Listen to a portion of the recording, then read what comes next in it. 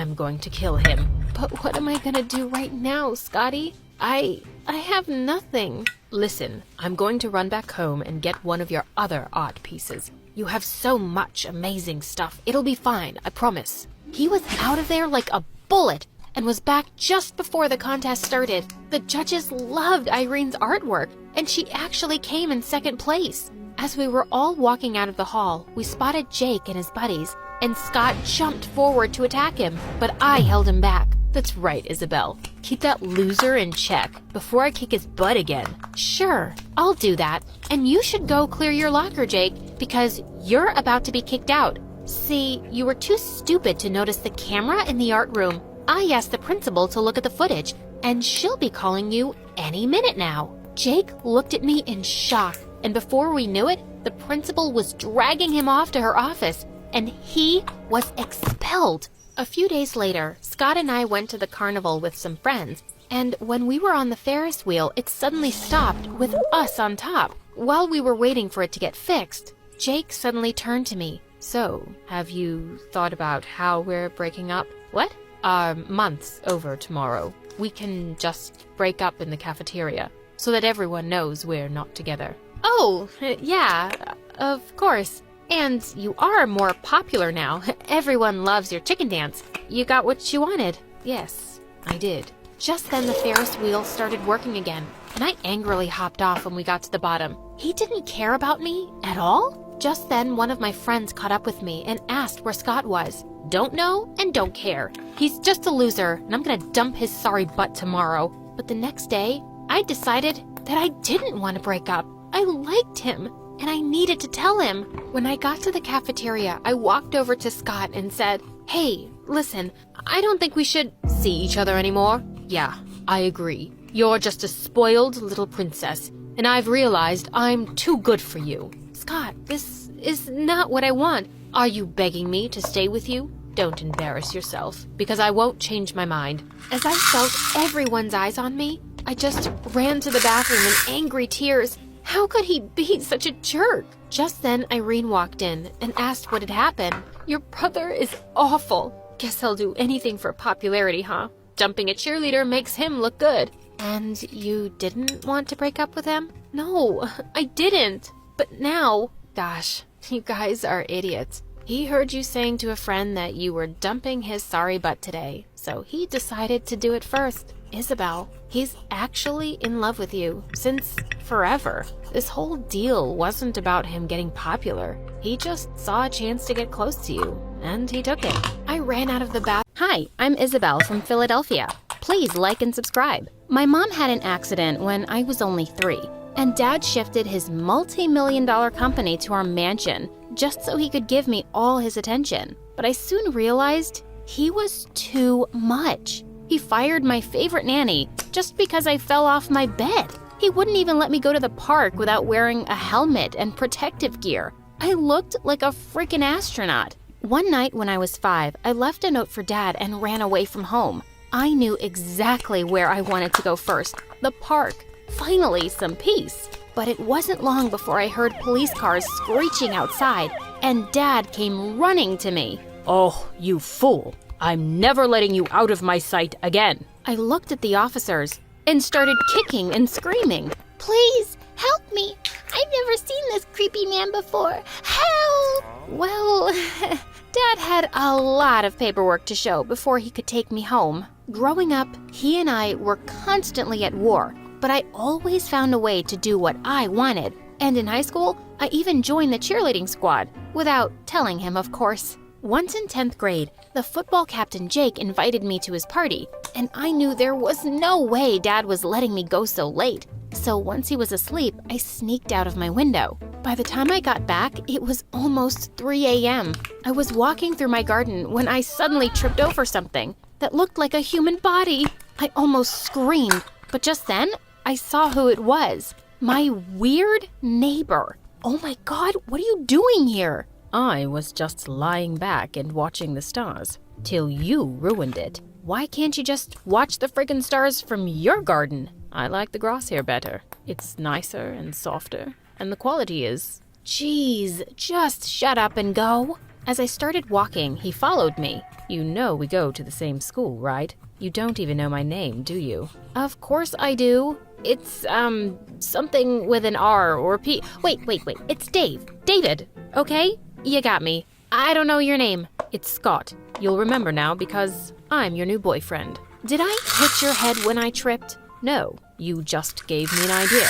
You're Miss Popular, and I'm just a nerd. Dating a cheerleader is going to be great for my image, and if you say no, I'm going to tell your dad you were out. Are you seriously blackmailing me? Yes, I am. Don't worry, it's not forever. We'll date for a month and then break up publicly. So, do we have a deal? Dating this weirdo would be social suicide for me, but if Dad found out, I'd be grounded for eternity. So, I shook hands on it. I was so not looking forward to school on Monday. I walked down the hall with my face behind a book, hoping to avoid Scott.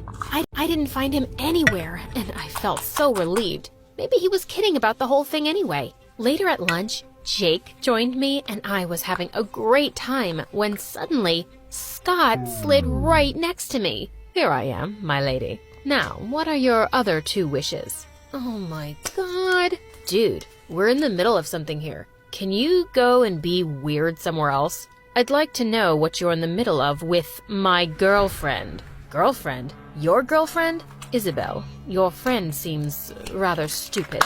Can you please tell him clearly?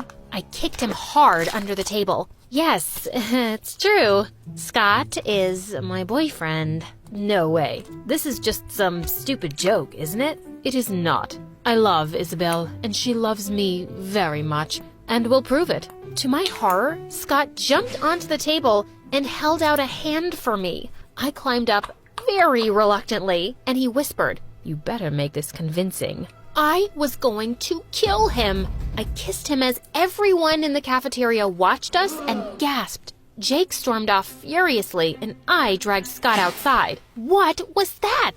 This is not part of the deal. Well, we have to make it believable. What's the problem anyway? You seemed to be really into that kiss. I was not. I'd rather kiss a monkey's butt. Now, you listen to me. Just then, a thin goth girl named Irene walked up to us. Scott, are you really going out with this girl? Yes, I am, Twiggy. Meet your future sister-in-law. Wait, you guys are siblings? How come she doesn't have a British accent? Because we're both Americans. And my brother's such a loser. Why do you speak like that? So I can sound more sophisticated. Not all of us just get by in life with a pretty face. So you settled for a stupid accent?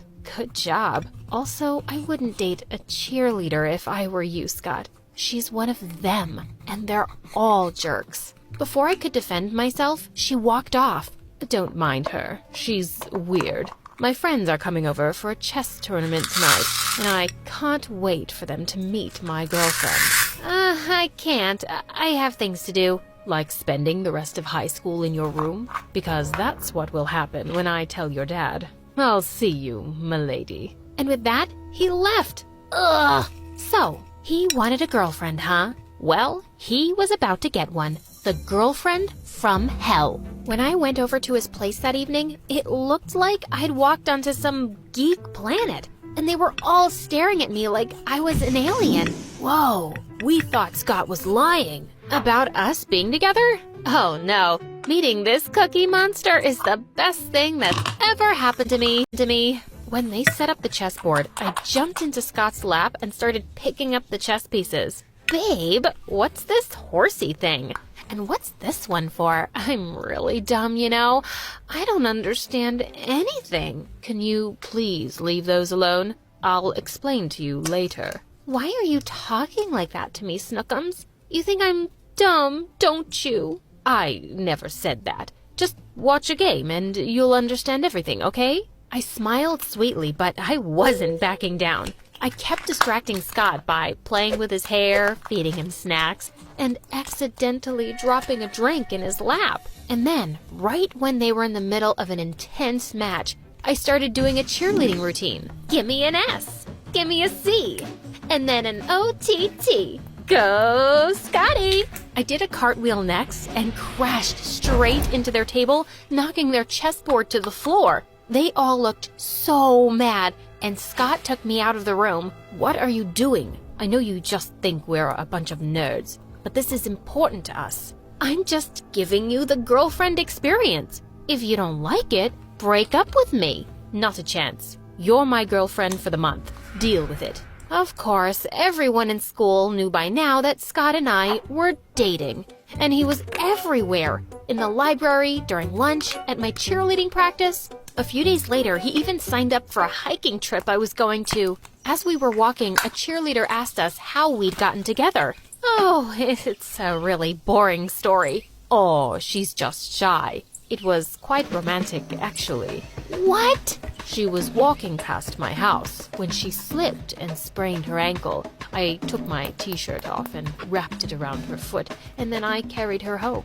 She asked me out because of my rock-hard abs. Her words, not mine. Oh, I could bash his skull with a rock. And suddenly, I had a brilliant idea. I stopped back to tie my laces and quickly filled up my backpack with rocks. Then I let out a loud cry. Scott, I sprained my ankle again. I don't think I can walk. Oh, I got you, my lady. Hop onto my back. And when I did, he let out a loud groan. What is it, Scotty? Nothing. Totally, fine. I almost died trying not to laugh. The poor boy was grunting and sweating as he carried me down the hill. And then finally, he collapsed to the ground. Gosh, Isabel, you weigh as much as a baby elephant. Did you just call me fat? I burst into fake tears as everyone glared at him. No, that's not what I meant, babe. Don't touch me, you jerk. Just then, Jake shoved him aside. You heard her. Come on, Isabel.